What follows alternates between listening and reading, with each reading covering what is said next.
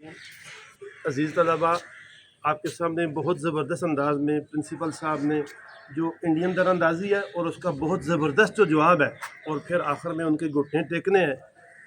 امریکہ کے سامنے ہاتھ جوڑنے ہیں، کسی طریقے سے فائز کی درخواست کی ہے، تو یہ سب کچھ آج ہم جو اکٹھے ہیں اس سب کا ہم شکر ادا کرنے کے لیے میں صرف ایک شعر یہاں کہوں گا کہ شعر سے پہلے ایک جو 2019 میں ان کا ابھی نندن آیا تھا، اور اس کے بعد جو انڈیا نے کنکلوژن لیا تھا کہ ہمارے پاس اگر رافیل ہوتے تو ہم یہ جہاز ان کا ہمارا نہ گرتا۔ یہ 4-5 سال وہ رافیل لینے اس کی ٹریننگ کرنے میں لگے رہے، وہ ٹریننگ لی اور سب کچھ جب ان کی تیاری ہو گئی تو پھر انہوں نے بہانہ بنایا پاکستان پر حملے کا، اور وہ رافیل بھی آپ نے دیکھا،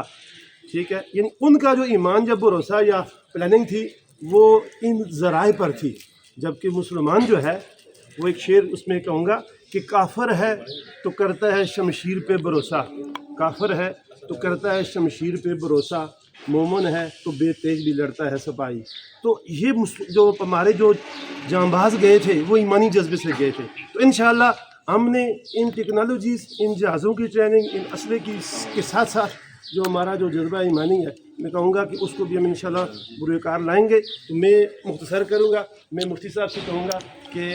اس موقع پر زبردست نہ صرف دعا کریں بلکہ کچھ اپنے خیالات سے بھی میں سمجھتا ہوں اتنی پاکستانی فوج کی یا اس فتح کی ترجمانی شاید میں نہ کر سکوں، اتنی زبردست طریقے سے یہ کریں گے تو آپ کے ایمانوں کو اور اس فتح کو